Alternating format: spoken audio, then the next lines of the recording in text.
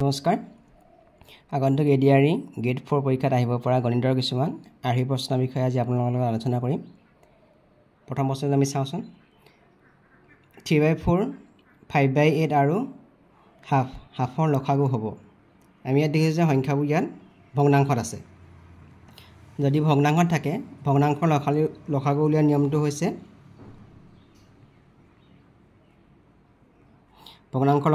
নিয়মটো হৈছে লববোৰৰ লসাগু। ভগ্নাংশৰ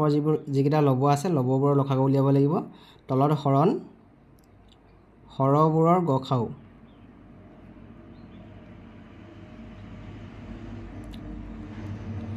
এতিয়া মান 3/4 5/8 আৰু 1/2 ইয়াত লবকেইটা হৈছে 3 5 আৰু 1। গতিকে এটা আমি লসাগু উলিয়াব লাগিব। 3 5 আৰু 1 আমি লসাগু উলিয়াব লাগিব। আৰু হৰবোৰৰ গসাগু হৰ ইয়াত আছে 4 8 আৰু 2। গতিকে আমি গসাগু উলিয়াব লাগিব 4 8 আৰু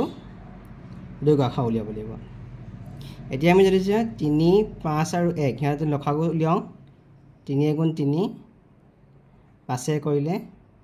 5 × 5 1। গতিকে ইয়াৰ লসাগু হ'ব 3 × 5 লসাগু হৈ গ'ল 15। হৰবোৰৰ গসাগু হৰবোৰ আছে 4 8 আৰু 2 4 8 আৰু 2। ইহঁতৰ সাধাৰণ উৎপাদক অকল তিনিটা সাধাৰণ উৎপাদক অকল 2হে আছে। 2 2 × 4 2 4 × 8 2 1 × 2। ইয়াৰ গসাগু হৈ যাব 2। 2 বাদে আৰু বেলেগ ইহঁতৰ সাধাৰণ উৎপাদক নাই। গতিকে আমি লববোৰৰ লসাগু পালোঁ 15, হৰবোৰৰ গসাগু পালোঁ আমি 2। লববোৰৰ লসাগু পালোঁ আমি 15, হৰবোৰৰ গসাগু পালোঁ 2। গতিকে এই 3/4 5/8 আৰু 1/2 লসাগু হ'ব এই ভগ্নাংশকেইটাৰ লসাগু হ'ব 15/2। দুই নম্বৰটো ইয়াৰ শুদ্ধ উত্তৰ। 2 নম্বৰ প্ৰশ্ন। তলৰ ৰোমান সংখ্যাবোৰৰ ভিতৰত কোনটো আটাইতকৈ ডাঙৰ? ৰোমান সংখ্যাৰ L মানে হৈ গ'ল 50, C মানে হৈ গ'ল 100, D মানে হৈ গ'ল 500 আৰু M মানে হৈ গ'ল 1000। আমাক প্ৰথমটো দিয়া আছে CMVI। CM আৰু VI। CM মানে হৈ যাব M মানে হৈ গ'ল 1000। CM আগত যেতিয়া Cটো আছে আমি 1000ৰ পৰা C মানে হৈ গ'ল 100। 1000ৰ পৰা আমি 100টো বিয়োগ কৰিম। আকৌ VI মানে হৈ গ'ল 6।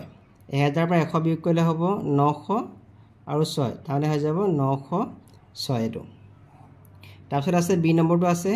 LXIX। L মানে হৈ গ'ল 50, X মানে হৈ গ'ল 10 আৰু IX মানে হৈ গ'ল 9। গতিকে 50 60 60 9 হৈ গ'ল 69। তাৰপিছত চাওঁ আমি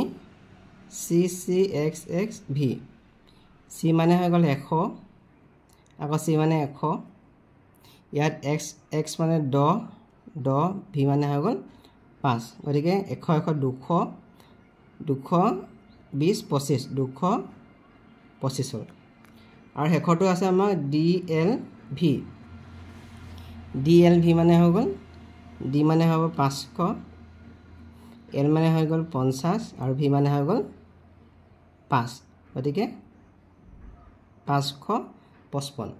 আমাক সুধিছে আটাইতকৈ কোনটো ডাঙৰ? আমি ইয়াত দেখিলোঁ যে 906টো আটাইতকৈ ডাঙৰ। বাকীকেইটা আমি পালোঁ 225 555 আৰু 69। গতিকে 906 মানে CMVI এইটো আটাইতকৈ ডাঙৰ হ'ব। এই নম্বৰটো ইয়াৰ শুদ্ধ উত্তৰ। 3 নম্বৰ প্ৰশ্ন। 3 নম্বৰ প্ৰশ্ন এইটো এটা সংখ্যাৰ সাজোন দিয়া আছে 2 1 হাফ 1/4। ইয়াৰ পিছৰ সংখ্যাটো কোনটো হ'ব সুধিছে। অপশ্যন দিয়া আছে 1/3 1/8 2/8 1/16। আমি যদি সাজোনটোত মন কৰোঁ প্ৰথম সংখ্যাটো আছে 2 আধা হৈছে 2 আধা হৈ পিনি হৈছে 1 হৈছে। তাৰ পিছৰ সংখ্যাটো হৈছে 1 1ৰ 1ৰ আধা হৈছে 1ৰ আধা হৈ 1/2 হৈছে তাৰপিছতো হৈছে 1/2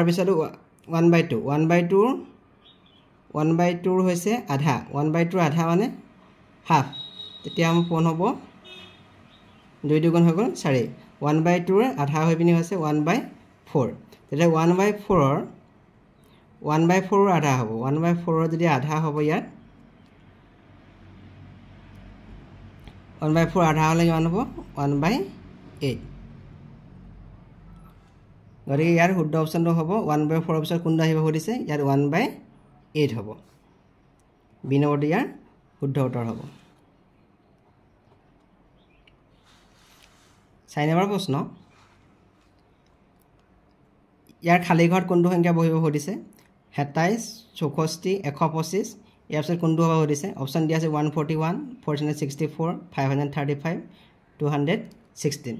আমি যদি 27ৰ পৰা আৰম্ভ কৰোঁ 27 মানে হ'ল 3টা পোন মানে 3 কিউব 3 দুগুণ 9 9 3 গুণ হৈ গ'ল 27 এইটো 3 কিউব তাৰপিছত আমি যাওঁ 64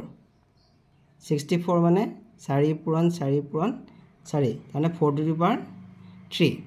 4 কিউব মানে হ'ব 64 এইটো 2 কিউব হ'ল এইটো 3 কিউব হ'ল এইটো হ'ল 3 কিউব এইটো হ'ল 4 কিউব এইটো চাওঁ আমি 125 125টো 5 পূৰণ 5 পূৰণ 5 তাৰমানে 5 কিউব 5 তিনিটা পূৰণ কৰিলে হ'ব 125 তাৰমানে এইটো হ'ব 6 কিউব হ'ব 6 কিউব হ'ব হ'লে 6 তিনিটা পূৰণ হ'ব 6 তিনিটা পূৰণ হ'লে হ'ব 216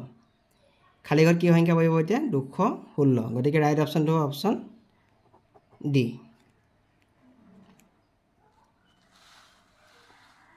5 নম্বৰ প্ৰশ্ন যদি প্লাছ মানে পূৰণ চিন হয় হৰণ মানে বিয়োগ চিন হয় তেন্তে ইয়াত কৈছে এইটোৰ মান কিমান হ'ব সুধিছে আমি ইয়াত বহাই দিম এতিয়া 82 হৰণ 12 প্লাছ 2 ইনটু 20 মাইনাছ 5 আমাক কৈছে কি হৰণৰ ঠাইত পাতিবলৈ কৈছে বিয়োগ চিন গতিকে আমি ইয়াত বিয়োগ চিন পাতিম এই হৰণৰ ঠাইত বিয়োগ চিন পাতিম যোগৰ ঠাইত পাতিব কৈছে পূৰণ চিন ইয়াত পূৰণ চিন পাতিম আমি 2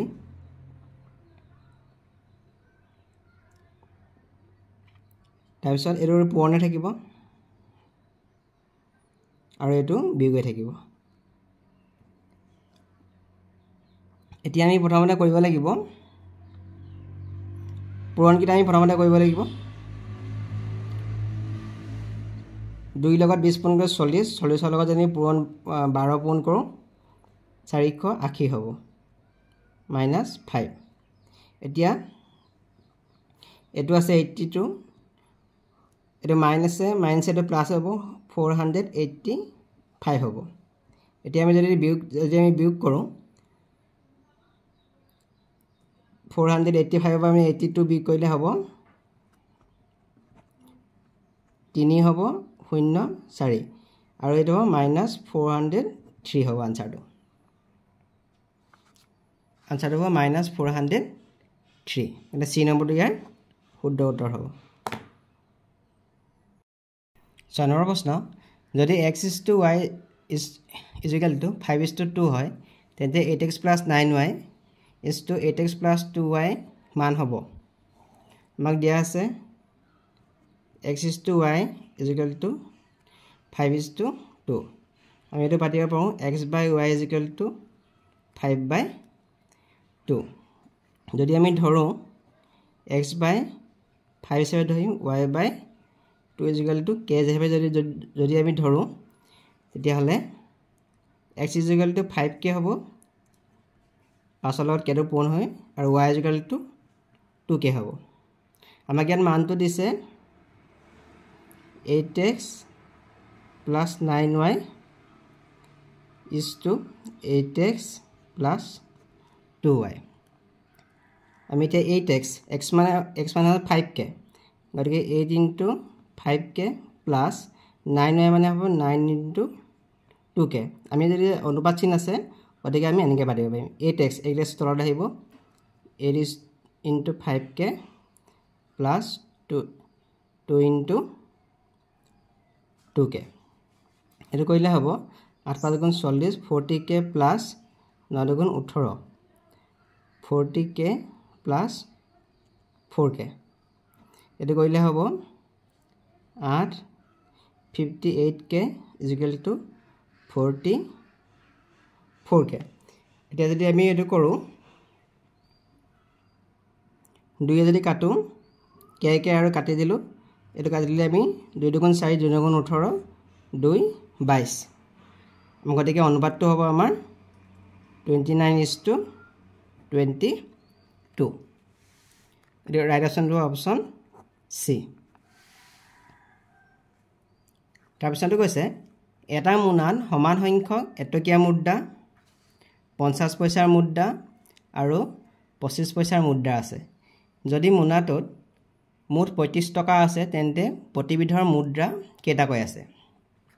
আমি ধৰি লওঁ প্ৰতিবিধৰ মুদ্ৰা সমানকৈ আছে যেতিয়া প্ৰতিবিধৰ মুদ্ৰা এক্সট্ৰাকৈ আছে আৰু মুঠ টকা আছে বুলি কৈছে 35 টকা যদি এটকীয়া মুদ্ৰা এক্সট্ৰা থাকে গতিকে 1 পূৰণ x হ'ব কিমান টকা আছে এটকীয়া মুদ্ৰা আছে x গতিকে x টকা হ'ব 50 পইচাটো হ'ল আমি দুভাগৰ 1 বুলি লিখিব পাৰিম 50 পইচাৰ মুদ্ৰা আছে এক্সট্ৰা গতিকে x পূৰণ হাফ হ'ব হাফ মানে হ'ব 50 পইচা যেটো দুভাগৰ 1 মানে হ'ব 50 আকৌ 4 ভাগৰ 1 মানে হ'ব 25 4 ভাগৰ 1 মানে হ'ল 25 পইচা আৰু দুভাগৰ 1 মানে হ'ব 50 পইচা গতিকে আমি 50 পইচা আছে ধৰিছো আমি এক্সট্ৰা গতিকে x পূৰণ দুভাগৰ 1 আকৌ কৈছে কি 25 পইচাৰ মুদ্ৰা আকৌ এক্সট্ৰা আছে গতিকে x পূৰণ 25 পইচা মানে হ'ল 4 ভাগৰ 1 গতিকেটা মুনি আছে আমাৰ 35 টকা আছে এতিয়া আমি কৰিম x plus x/2 plus x/4 is equal to 35 এটা 2 আৰু 4 লখাগ ললে আম 4 হ'ব ইয়াত হ'ব 4 টো x ৰ লগত পূৰণ হৈ 4x হ'ব 4x plus 2 টো ইয়াত 2 আছে ইয়াত 4 আছে গতিকে লবৰ লগত 2 পূৰণ হ'ব 2x plus x is equal to 35 4x 4 6 7x is equal to 4 into 35 35 লগত পূৰণ হৈ যাব এতিয়া আমাৰ x ৰ মানটো হ'ব 4 into 35 divided by 7 হাতে যদি পৰিচয় কৰোঁ 7 5 গুণ 35 মেথ থাকিলে 4 পূৰণ 5 সমান 20 প্ৰতিবিধৰ মুদ্ৰা কিমান টাকে আছে আনসাৰটো হ'ব ৰাইট আনসাৰটো হ'ব সি 20 টাকে আছে 8 নম্বৰ প্ৰশ্ন চাওঁ যদি b greater than a এটো শূন্যতকৈ ডাঙৰ আৰু b টো শূন্যতকৈ ডাঙৰ তেনে তলৰ কোনটো শুদ্ধ আমাক দিয়া আছে a greater than b minus a greater than smaller than minus b minus a greater than minus b a is equal to b আমি দুটা সংখ্যা ধৰি লৈছো a is equal to 4 ধৰিছো b is equal to 6 ধৰিছো প্ৰথমটো দিয়া আছে a greater than b আমি যদি চাও a মানটো 4 বহাই চাও b মানটো 6 বহাও এতিয়া আমি 4 টো 6 তকৈ ডাঙৰ হ'ব নোৱাৰে গতিকে প্ৰথমটো হ'ব আমাৰ অশুদ্ধ এটো হ'ব আমাৰ অশুদ্ধ আমি যদি b নম্বৰটো চাও minus a smaller than minus b আমি minus a বহাইছো minus 4 আৰু এটো বহাইছো আমি b মান বহাইছো minus 6 এতিয়া আমি দেখি গম পাইছো যে কি ইয়াত minus 4 টো হে minus 6 তকৈ ডাঙৰ হ'ব গতিকে এটো আমাৰ অশুদ্ধ b নম্বৰটো আমাৰ অশুদ্ধ এটো আমাৰ অশুদ্ধ আমি যদি c নম্বৰটো চাও minus a greater than minus b তেতিয়া হলে ইয়াত আমি ইয়াত বহাও c নম্বৰটো minus a greater than minus b a মান বহাইছো minus 4 b মান বহাইছো minus 6 গতিকে এটো আমাৰ শুদ্ধ হ'ব c নম্বৰটো আমাৰ শুদ্ধ হ'ব minus 4 টো minus 6 তকৈ ডাঙৰ এটা ৰাইট অপচন হ'ব অপচন সি ডি নম্বৰটো কৈছে আমাৰ a is equal to b হ'বই নোৱাৰে 4 টো 6 সমান হ'ব নোৱাৰে গতিকে শুদ্ধটো হ'ব সি নম্বৰ অপচন আমি 9 নম্বৰ প্ৰশ্নটো চাওঁ যদি x - 1 / x = 6 হয় তেন্তে x² + 1 / x² ৰ মান হ'ব অপচন দিয়া আছে 34 38 30 36 আমাক দিয়া আছে x - 1 / x = 6 আমি সুপক্ষ আৰু বামপক্ষক আমি বৰ্গ কৰি দিম বৰ্গ কৰি দিলে এইটো হ'ব a minus b whole square a minus b whole square সূত্ৰটো আছিলে a square minus 2ab plus b square প্ৰথম পদটো আমি a বুলি ধৰিব লাগিব দ্বিতীয় পদটো আমি b বুলি ধৰিম এইটো কৰিলে হ'ব x square minus 2ab plus b square মানে x square 6 square কৰিলে হ'ব 36 আমি যদি x আৰু 1/x কাটি দিওঁ ইয়াত হ'লে x square minus 2 plus 1/x square is equal to 36 এতিয়া আমি x square তাৰ সৈতে 1/x square লৈ আহিছো এই দুইটো মাইনাস হলে আমি যদি পক্ষান্তৰ কৰি দিওঁ দুইটো যোগত যাব 2 যোগ 36 হৈ যাব তাৰ মানে x square plus 1/x square is equal to 40 লগত 2 যোগ কৰিলে হ'ব 38 তাৰ মানে ইয়াৰ আনসাৰটো হ'ব 38 বি নম্বৰটো ইয়াৰ ৰাইট অপচন হ'ব বি নম্বৰটো ইয়াৰ ৰাইট অপচন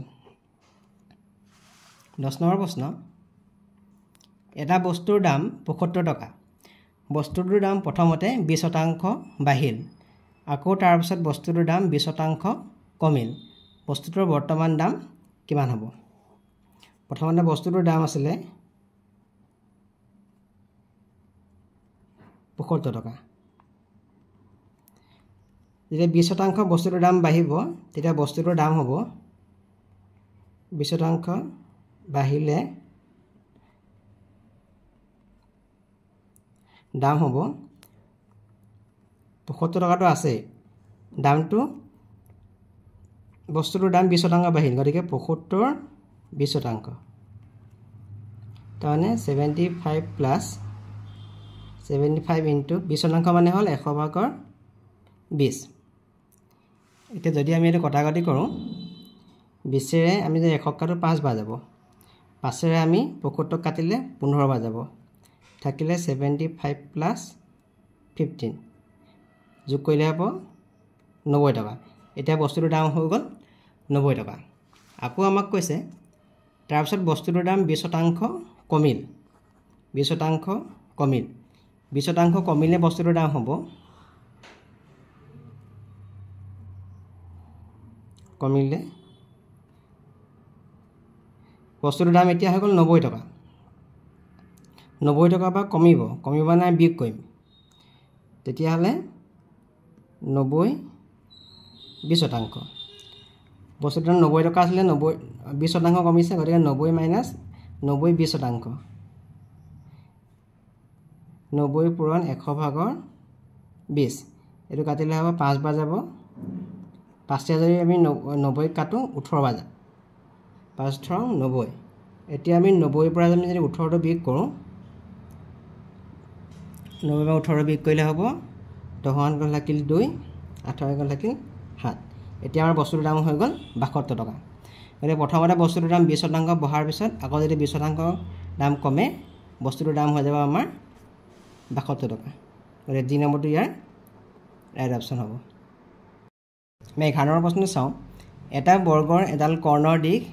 9 ৰুট 2 সেন্টিমিটাৰ বৰ্গটোৰ কালি হ'ব অপচন দিয়া আছে 18 বৰ্গ সেন্টিমিটাৰ 64 বৰ্গ সেন্টিমিটাৰ 81 বৰ্গ সেন্টিমিটাৰ 36 বৰ্গ সেন্টিমিটাৰ আমি ধৰি লৈছো এটা বৰ্গ বৰ্গৰ আটাইকেইটা বাহুৰ মান সমান এটা হ'ব ইয়াৰ কৰ্ণ কৰ্ণডাল আছে 9 ৰুট 2 সেন্টিমিটাৰ আমি বৰ্গটোৰ বাহুৰ দিশ ধৰি লওঁ বাহুৰ দিশটো আমি a সেন্টিমিটাৰ বুলি ধৰি লওঁ যদি a সেন্টিমিটাৰ হয় গোটেইকেইটা বাহু সমান হ'ব গতিকে এটো a সেন্টিমিটাৰ হ'ব এটো a সেন্টিমিটাৰ হ'ব এতিয়া এটো এটা ত্ৰিভুজ হ'ব আৰু বৰ্গৰ আটাইকেইটা কোণ 90 ডিগ্ৰী 90 ডিগ্ৰী হৈ গলে এই যদি 90 ডিগ্ৰী হয় এটো a মান দিয়া আছে এটো a এটো 9 ৰুট 2 সমকোণৰ বিপৰীত বাহুটো হ'ব আমাৰ কৰ্ণ বা অতিভুজ এটা লম্ব এটা ভূমি এটো হল পাইথাগোৰাছৰ সূত্ৰ মতে হ'ব পাইথাগোৰাছৰ সূত্ৰ মতে অতিভুজ বা কৰ্ণ square 9 root 2 whole square is equal to লম্ব স্কয়াৰ প্লাস ভূমি স্কয়াৰ আমি যদি 9 ৰোডটো দুটা পূৰণ কৰোঁ 9 ৰোডটো হোল স্কোৱাৰ মানে কি 9 ৰোডটো ইনটু 9 ৰোডটো 9 আৰু 9 পূৰণ কৰিলে হ'ব 81 ৰোডটো পূৰণ কৰিলে হৈ যাব 2 81 লগত 2 পূৰণ কৰিলে হ'ব 2 7 গুণ 16 2 গুণ 2 162 হ'ব 162 ইজ ইকুৱেল টু এটো a square plus a square তাৰমানে a square plus a square মানে হ'ল 2a স্কয়াৰ 2 স্কয়াৰ এফালে লিখিছো 162 আমি এফালে লিখিছো এটা a square is equal two 2a 162 হন হৈ যাব তাৰমানে 8 2 গুণ 16 2 গুণ 2 a square is equal two 81 centimetre square বা বৰ্গ সেন্টিমিটাৰ এতিয়া আমি জানো যে বৰ্গৰ কালি যদি বৰ্গৰ বাহুৰ দিক a সেন্টিমিটাৰ হয় বৰ্গৰ বাহু কালি হ'ব a স্কয়াৰ তাৰ মানে a স্কয়াৰ হ'ল বৰ্গৰ কালি আমি পালো 81 বৰ্গ সেন্টিমিটাৰ আৰু ইয়াৰ শুদ্ধ অপচনটো হ'ব অপচন C2 81 বৰ্গ সেন্টিমিটাৰ 12 নম্বৰ প্ৰশ্ন যদি cos a plus b = half আৰু cos a minus b = root over 3/2 হয় তেন্তে 4a minus b ৰ মান হ'ব আমি জানো যে cos 60 degree cos 60 degree is equal to 1/2 আৰু cos 30 degree is equal to root over 3/2 এতিয়া আমি ইয়াত লিখা আছে cos a plus b ইয়াত হাফ মানে আমি লিখিম এতিয়া cos 60 ডিগ্ৰী লিখিম আৰু ইয়াত লিখা আছে cos a minus b root over 3/2 লিখা আছে root over 3/2 আমি লিখিম এতিয়া cos 30 ডিগ্ৰী তাৰ মানে হৈ যাব আমি যদি cos আৰু cos কাটি দিও থাকিব a plus b is equal to 60 degree আৰু এটো a minus b is equal to 30 degree দুটা যদি আমি যোগ কৰি দিলে হ'ব দুটা যোগ কৰি দিলে হ'ব twice a is equal to 90 degree তাৰ মানে 2 এ যদি আমি 90 ঘন কৰা থাকিব 45 ডিগ্ৰী আমি a ৰ মানটো যেতিয়া আকৌ ইয়াত বহাই দিও a plus b is equal to 60 degree আমি a মান পালো 45 plus b is equal to 60 degree এতিয়া আমি যদি কৰো 60 পৰা আমি 45 বিয়োগ কৰিলে হ'ব 15 ডিগ্ৰী b মান পালো আমি 15 ডিগ্ৰী আমাক উলিয়াব দিছে 4a minus b আমি a মান পালো এতিয়া 45 ডিগ্ৰী আৰু b মান পালো আমি 15 ডিগ্ৰী প্ৰথমে পূৰণ কৰি লম 4 লগত যদি 45 পূৰণ কৰো 4 5 20 0 2 180 ৰ যদি আমি 15 বিয়োগ কৰো 10 5 গল থাকিল 5 7 গল থাকিল 6 165 ডিগ্ৰী এটি ৰাইট আনসাৰটো হ'ব ইয়াত 165 ডিগ্ৰী সি নম্বৰটো ইয়াৰ শুদ্ধ উত্তৰ হ'ব 13 নম্বৰ প্ৰশ্ন কোনোটা সংখ্যাৰ 25% বৃদ্ধি কৰিলে 70 হয় গতিকে সংখ্যাটো হ'ব আমি সংখ্যাটো x বুলি ধৰি লম সংখ্যাটো x আমাক কৈছে x ৰ 25% বৃদ্ধি কৰিলে x টো আছে আকৌ x ৰ 25% বৃদ্ধি কৰিলে হয় বুলি কৈছে আমাৰ 70 গতিকে x plus x পূৰণ 25% মানে হ'ল 100 ভাগৰ 25 = 70 x plus 25 লগত যদি আমি 100 লগত কাটো 4 বা যাব ইয়াত থাকিলে x into 1/4 = 70 আমি যদি ইফালে কৰো x plus x/4 = 70 এটা আমি লখাগল ন 4 হৈ গল এটো 4x plus x = 70 মানে 5x = 4 যদি হতক পূৰণ কৰো 280 হৈ যাব আমি এতিয়া 5 তে 280 ঘন হ'ব 5 তে 280 ঘন গলে 5 5 গুণ 25 30 5 6 গুণ 30 গতিকে x সমানটো হ'ব আমাৰ 56 গতিকে সংখ্যাটো হ'ব 56 সি নম্বৰটো ইয়াৰ শুদ্ধ উত্তৰ 14 নম্বৰ প্ৰশ্ন এটা ৰম্বাছৰ বাহুবোৰৰ মধ্যবিন্দুবোৰ সংযোগ কৰি এটা বহুভুজ গঠন কৰা হ'ল এটা ৰম্বাছৰ বাহুবোৰৰ মধ্যবিন্দু যেনিবা আমি এটা মধ্যবিন্দু থৈছোঁ বাহুবোৰৰ মধ্যবিন্দু সংযোগ কৰিলোঁ আমি এটা বহুভুজ আমি পালোঁ এই ভিতৰৰ বহুভুজটো কি হয় সুধিছে ৰম্বাছ হ'বনে সামান্তৰিক হ'বনে আয়ত হ'বনে বৰ্গ হ'ব যদি ৰম্বাছৰ আমি মধ্যবিন্দুবোৰ একাধিক্ৰমে সংযোগ কৰি এটা বহুভুজ পাওঁ এই বহুভুজটো হ'ব এটা আয়ত সি নম্বৰটো ইয়াৰ শুদ্ধ উত্তৰ 15 নম্বৰ প্ৰশ্ন এ আৰু বি এ এটা কাম 15 দিনত শেষ কৰিব পাৰে বি এ অকলে কামটো 20 দিনত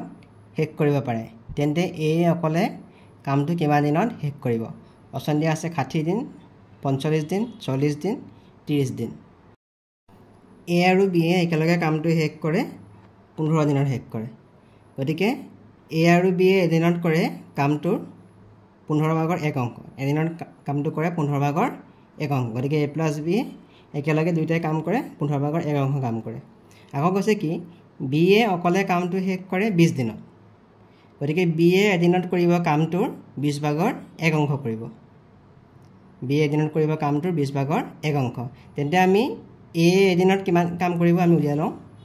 গতিকে এ এদিনত কৰিব 15 ভাগৰ 1 অংশৰ পৰা আমি 20 ভাগৰ 1টো আমি বিয়োগ কৰিছোঁ 15 আৰু 20ৰ লসাগু হৈ গ'ল 60 15ৰে 60ক 4 বাৰ গতিকে লবৰ লগত 4 গুণ কৰিলে 4 হ'ব 20ে 60ক 3 বাৰ গতিকে 1ৰ লগত 3 গুণ কৰিলে 3 হ'ব থাকিলে 4 3 গুণ লাগিলে 60 ভাগৰ 1 অংশ এ এদিনত কৰিব কামটোৰ 60 ভাগৰ 1 অংশ গোটেই কামটো সম্পূৰ্ণ কৰিবলৈ গতিকে এই সময় লাগিব 60 দিন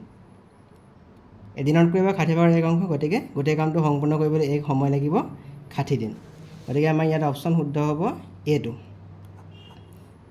ইয়াৰ শুদ্ধ উত্তৰ